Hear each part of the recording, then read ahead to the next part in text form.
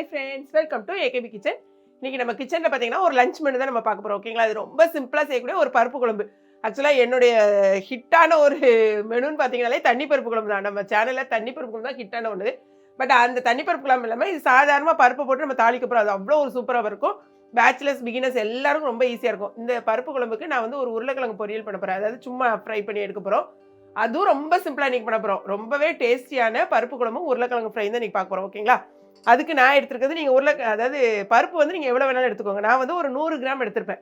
உங்களுக்கு அளவு வந்து கையளவு தான். எனக்கு எவ்வளோ வேணுமோ அதுக்கு தகுந்த மாதிரி நீங்கள் போட்டுக்கோங்க. ஒரு தடவை நான் கழுவி எடுத்துட்டேன். குக்கரில் தான் வைக்க போகிறோம். கழுவி எடுத்தாச்சு. இங்கே பாருங்களேன், இதை பாருங்கள். பருப்பை விட கொஞ்சம் தண்ணி வந்து கூட இருக்கணும். அதே மாதிரி ஒரு 4-5 பச்சை மிளகாய் முதல்ல போட்டுக்கலாம். கழுவி வச்சிருக்கிற பச்சை மிளகாய் ஆட் பண்ணிக்கலாம். ஒரு 5 பச்சை மிளகாய் போட்டிருக்கேன். பாருங்களா, ஒரே ஒரு பல்லாரியை பெருசாக வெட்டி வச்சுருக்கேன். அதை வந்து அதையும் உள்ளே போட்டுக்கோங்க. பெரிய பல்லாரியில் ஒன்று போட்டிருக்கேன். ஒரு 5 பல் பூண்டு போட்டிருக்கேன். ஓகே, இதில் கூட மஞ்சத்தூள் போடணும்.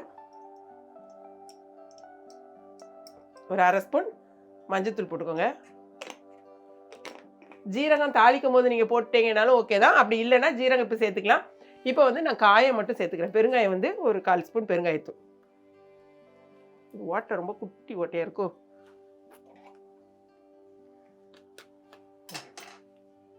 ஒரு 1/4 ஸ்பூன் போட்டுக்கோங்க. அப்போ தான் வந்து வாசனை நல்லாயிருக்கும். ரெண்டாவது பருப்புங்கிறதுனால நமக்கு எப்போவுமே கேஸ் ட்ரபிள் இருக்கும். அதுக்காகவே முதல்ல வந்து காயத்தை நம்ம சேர்த்துக்கணும். இப்போது ஸ்டவ் ஆன் பண்ணிவிட்டு குக்கர் அடுப்பில் வச்சிடலாம். வேறு எதுவுமே நான் போடல பாருங்கள். ரொம்ப ஈஸியாக இருக்கும். சால்ட்லாம் இப்போ போடக்கூடாது. ஓகே, அதே மாதிரி புளி எதுவுமே நான் இதில் சேர்க்க போகிறதில்ல. ஸோ பார்த்தீங்களா, மறந்துட்டு பாருங்க. 2 தக்காளி 2 தக்காளி கட் பண்ணி வச்சுருக்கேன். பெரிய சைஸில் 2 தக்காளியும் உள்ள ஆட் பண்ணிக்கோங்க. அவ்வளோதான். இதான் நம்மளுடைய மெயின் இன்க்ரீடியன்ட்ஸ். இப்போது குக்கரை மூடிட்டு, நிறைய பேர் கேட்குறீங்க குக்கரில் எத்தனை விசில் வைக்கணும். அந்த மாதிரி விசில் ஐட்டமே எனக்கு கிடையாது. ஒரே ஒரு சிங்கிள் விசில் வந்து ஸ்டவ் ஆஃப் சிம் பண்ணிவிட்டு 7 நிமிஷம், அவ்வளோதான். கூட வந்து நான் சொன்னேன் பார்த்தீங்களா உருளைக்கிழங்குன்னு, இந்த மாதிரி ஒரு 5 உருளைக்கிழங்கு எடுத்திருக்கேன். இதை தோலை மட்டும் நீங்கள் கட் பண்ணிவிட்டு, நான் எப்படின்னா சைஸ் வந்து உங்களுக்கு தகுந்த மாதிரி எப்படி வேணாலும் நீங்கள் கட் பண்ணிக்கோங்க. நான் இந்த மாதிரி குட்டி குட்டியாக நான் கட் பண்ண போகிறேன். அவ்வளோதான். எப்படி கொடுத்தாலும் என் வீட்டிலே என் பிள்ளைகள் வந்து உருளைக்கிழங்கு சாப்பிட்ருவாங்க. செம்மையாக பிடிக்கும் பிள்ளைங்களுக்கு. அதனால் இந்த பருப்பு குழம்புக்கும் உருளைக்கிழங்குக்கும் அவ்வளோ ஒரு சூப்பராக இருக்கும். இல்லை நீங்கள் வாழைக்காய் இருந்தால் வாழைக்காய் வறுத்துக்கோங்க, கருணக்கிழங்கு இருந்தால் கருணக்கிழங்கு ஃப்ரை பண்ணுங்கள், சிக்கன் ஃப்ரை பண்ணலாம், எதுவோ ப்ரான் இருந்தால் ப்ரான் தொக்கு, எப்படி வச்சாலும் இது சூப்பராக தான் இருக்கும். இதை நான் வந்து கட் பண்ணிவிட்டு இது தாளிக்கும் போது காமிக்கிறேன். இப்போ வந்து நம்ம உருளைக்கிழங்கு இந்த இதில் வறுத்துடலாம். ஸோ குக்கரை தூக்கி இதில் மாற்றிக்கிறேன். ஓகே, இப்போ இது குக்கரை மாற்றியாச்சு. கடாயை அடுப்பில் வச்சுக்கோங்க. எண்ணெய் வந்து என்னென்னாலும் ஊற்றிக்கலாம். இதில் என்னென்னா இது கொஞ்சம் சூடாகட்டும். அதுக்கு முன்னால் என்னென்னா, நிறைய பேர் நீங்கள் கேட்டிருந்தீங்க. நான் ஒரு 4-5 வீடியோ வந்து கொஞ்சம் கிச்சன் வேறு மாதிரி இருக்கும். அதாவது எக்கச்சக்கமான பேரே நீங்கள் கேட்டிருக்கீங்க. எல்லா வீடியோலையும் பார்த்தீங்கன்னா யார் வீட்டு கிச்சன், வீடு மாறிட்டீங்களா என்னென்னா நிறைய கேட்டிருக்கீங்க. அப்படிலாம் கிடையாது. இதுதான் நம்மளோட வீடு, இதுதான் என்னோடய கிச்சன். அது பையனுக்காக கொஞ்சம் ஒரு வீடு பார்த்து வச்சுருக்கோம் பையனை. ஸோ அந்த கிச்சனில் நான் வந்து 2-3 நாள் சமைச்சேன். அவ்வளோதான், வேறு ஒன்றும் கிடையாது. நான் அங்கேயும் சமைப்பேன், இங்கேயும் சமைப்பேன். பட் இதுதான் நம்மளோட வீடு. சரியா? ஸோ நீங்கள் கேட்டவங்களுக்காக இந்த இது சொல்லிட்டேன். எண்ணெய் வந்து உங்களுக்கு இந்த நான் பாருங்களேன், ஒரு 5 உருளைக்கிழங்குங்கிறதுனால இந்த அளவுக்கு எண்ணெய் ஊற்றிருக்கேன். அது என்னப்பா, ஒரு 3 ஸ்பூன் இருக்குமாப்பா? 3 ஸ்பூன் இருக்குமா? எண்ணெய்லாம் ரொம்ப ஊற்ற வேண்டியதில்லை. நல்லா எண்ணெய் சூடான பிறகு இதில் நான் வந்து கடுகு எதுவுமே நான் போட மாட்டேன் எப்போவுமே. உங்களுக்கு ஒரு வேளை கடுகு போடணும், அதாவது என்னது உளுத்தப்பருப்பு போடணும்னா போட்டுக்கோங்க. பட் நான் இந்த மாதிரி எந்த ஒரு இதுவுமே போட மாட்டேன். எண்ணெய் சூடானோடனே அப்படி உருளைக்கிழங்கு தூக்கி போட்டுறேன். இது நான் எப்படி செய்கிறேனோ அதே மாதிரி தான் உங்களுக்கு சொல்லிக்கிருக்கேன். போடணும். இப்போ முதல்ல உருளைக்கிழங்கு தானே போட்டிருக்கோம்.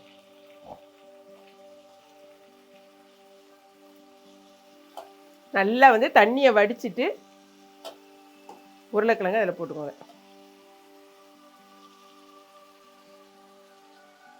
போட்டு லைட்டாக இந்த மாதிரி கிளறி விட்டுக்கோங்க.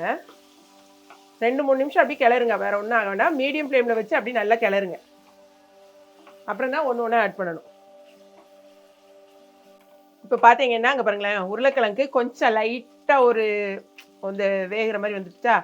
இந்த ஸ்டேஜில் நான் வேறு எதுவுமே போட மாட்டேன். இப்போ ஸ்பூன் இல்லாமல் இருக்கும். உள்ள ஸ்பூன் எல்லாமே போயிடுச்சா. காரத்துக்கு மட்டும் தனி மிளகாய் தூள். ஓகே, நான் ஒரு 1.5 ஸ்பூன் போட்டிருக்கேன். நீங்கள் 1 ஸ்பூன்னா கூட போட்டுக்கோங்க. 1.25 ஸ்பூன், சின்ன ஸ்பூனுக்கு 1.25 ஸ்பூன் தான் போட்டிருக்கேன். ப்ளஸ் நல்ல ஸ்டவ்வை சிம் பண்ணிருங்க. இனிமேல் மஞ்சத்தூள், ஓகே. அப்புறமா தேவையான அளவுக்கு உப்பு சும்மா போட்டு எல்லாத்தையும் நிறைய போடல, தேவையான அளவுக்கு உப்பு போட்டுக்கோங்க. அப்படி போட்டு அப்படியே சிம்மில் போட்டு நீங்கள் கிளறி விட்டுட்டே இருந்தீங்கன்னா நல்லா வந்து உங்களுக்கு ஒரு கிறிஸ்பியான ஒரு கன்சிஸ்டன்சிலாம் உங்களுக்கு வந்துடும். அவ்வளோதான். ஓகே, அப்படி போட்டு ஒரு மூடி போட்டு இப்போ மூடிடலாம். இப்போ நமக்கு குக்கர்லேயும் விசில் வந்துட்டு இன்னும் ஒரு 2 நிமிஷம் குக்கரை ஆஃப் பண்ணிவிட்டு அதையும் தாளிச்சு விட வேண்டியதான். அப்படி இருக்கும். இப்போ உருளைக்கிழங்க பாருங்களேன் எந்த அளவுக்கு உங்களுக்கு நல்லா இந்த மாதிரி.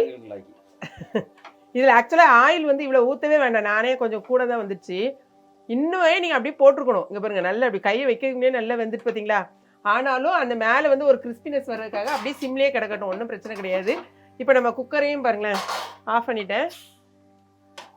இருங்க அங்கே எடுத்துகிட்டு வரேன். செமையா குக்கரில் ரெடி ஆயிடுச்சு. இப்போ நான் வந்து இந்த ஸ்டவ்வை இப்படி மாற்றி இதை சிம் பண்ணி வச்சுக்கலாம். இது கொஞ்ச நேரம் கிடக்கட்டும், அப்போ தான் இன்னும் ரொம்ப நல்லாகும். பிள்ளைங்களுக்கு அப்படி சாப்பிடும் போதே அமிர்த மாதிரி இருக்கும்.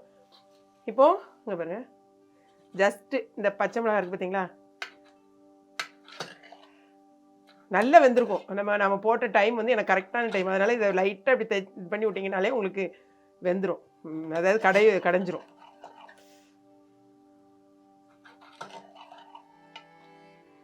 இவ்வளோ சூப்பராக இருக்கு பாருங்க. இப்படி ஒரு நல்லா கடைச்சி விட்டுட்டு திரும்ப ஸ்டவ்வை ஆன் பண்ணியிருக்கோமோ அதே இடத்துல வைங்க. வச்சுட்டு இந்த பச்சை மிளகா, நான் வந்து எனக்கு பச்சை மிளகா காரம் கட்டாயமாக போதாது, ஓகே.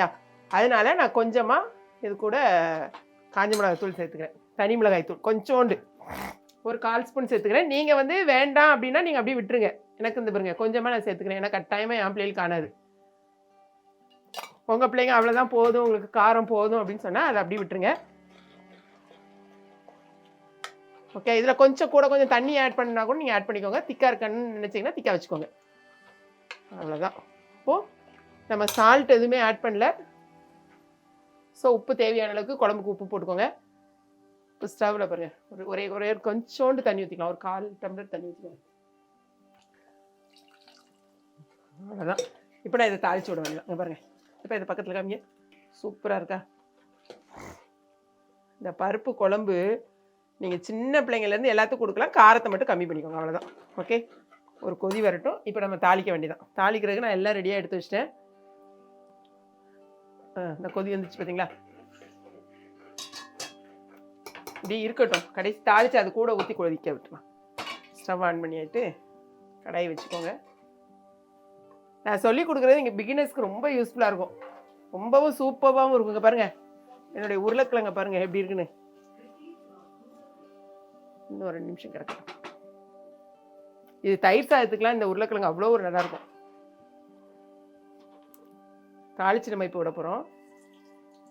ஆயில் ஊற்றிக்கோங்க. கடுகு, இதில் ஜீரகம் போட்டுக்கோங்க. ஏன்னா ஏற்கனவே நான் ஜீரகம் போடல பார்த்தீங்களா.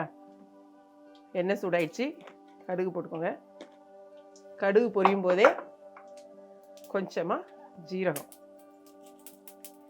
இந்த அளவுக்கு ஜீரகம். இப்போ ஃப்ளேவர் நல்லாயிருக்கும்.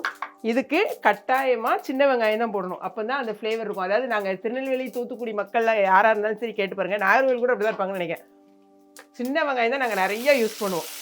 ஸோ இதை சின்ன வெங்காயத்தை போட்டு அந்த சாம்பார் வெங்காயம் சொல்கிறாங்க பார்த்தீங்களா, அந்த வெங்காயத்தை நீங்கள் போட்டிங்கன்னா தான் அதோடைய ஃப்ளேவரும் சரி சூப்பராக இருக்கும். இது லைட்டாக வதக்கி விடுங்க. வதங்கும் போதே கழுவி வச்சுருக்கிற கருவேப்பிலை, வாசத்துக்கு 2 காஞ்ச மிளகாய், ஓகே. இது நல்லா வந்து வெங்காயம் வதங்கட்டும். வெங்காயம் வதங்கினா தான் அந்த வாசனை செமையாக இருக்கும். லைட்டாக வதங்கட்டும்.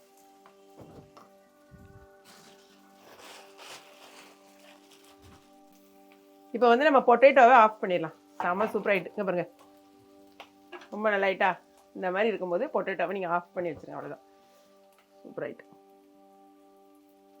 இந்த ஸ்டேஜில் போட்டுட்டு ஆஃப் பண்ணிடுங்க. இங்கே பாருங்களேன், வெங்காயமும் ஒரு கோல்டன் ப்ரௌன் கலருக்கு வந்துடுச்சா. இந்த டைமில் நம்ம எடுத்து வச்சுருக்கிற அந்த வெங்காயத்துக்கு அதுக்குள்ளே ஊற்றுங்க. ஸ்டவ்வை சிம் பண்ணிக்கோங்க.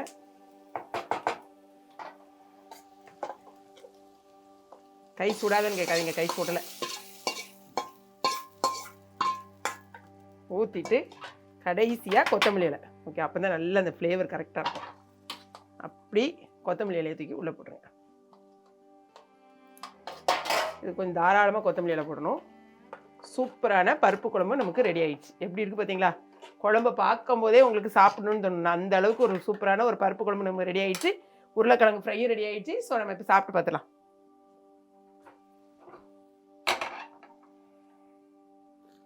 இப்போ நம்ம வந்து சாப்பிட்றதுக்கு எல்லாம் எடுத்து வச்சாச்சு. ஆக்சுவலாக பார்த்தீங்கன்னா இங்கே பாருங்களேன், அந்த உருளைக்கிழங்கு ஃப்ரை பார்க்கும்போதே உங்களுக்கு நல்லா தெரியும். அந்த ஒரு நல்ல ஒரு கிறிஸ்பினஸோடு இருக்கும். அதே மாதிரி இந்த சாம்பாரை பொறுத்த வரைக்கும் நீங்கள் நல்ல நெய் ஊற்றிக்கோங்க. கொஞ்சம் நெய்யையும் ஊற்றி சின்ன பிள்ளைகளுக்கு கொடுக்குறதா இருந்தால் நெய்யோடு இந்த சாம்பாரை வந்து நீங்கள் பருப்பு குழம்பு கொடுத்து பாருங்களேன், அவ்வளோ ஒரு சூப்பராக இருக்கும்.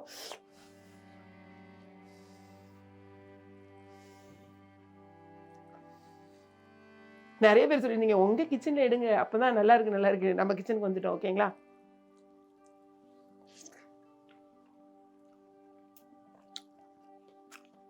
ரொம்ப சூப்பராக இது கூட இன்னும் நீங்கள் நெய் ஆட் பண்ணிக்கிட்டீங்கன்னு வச்சுக்கோங்களேன். ஆக்சுவலாக இன்றைக்கி எங்கள் வீட்டில் வந்து ப்ரான் கிரேவியும் இருக்குது. எனக்கு பிடிக்காது, பிள்ளைகளுக்கு ரொம்ப பிடிக்கும்.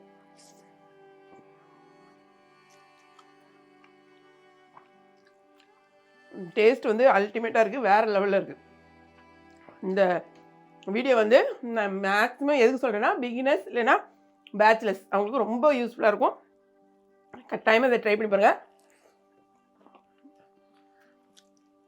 அருமையாக இருக்குது. இது கூட நெய் ஊற்றி சாப்பிடுங்க, அவ்வளோ ஒரு சூப்பராக இருக்குது. வீடியோ பிடிச்சிருக்குன்னு நினைக்கிறேன். பிடிச்சிருந்துச்சுன்னா லைக் பண்ணுங்கள். மறக்காமல் கிளாட் ஃபேஷனையும் ஏகே கிச்சனையும் சப்ஸ்கிரைப் பண்ணுங்கள். தேங்க்ஸ் ஃபார் வாட்சிங்.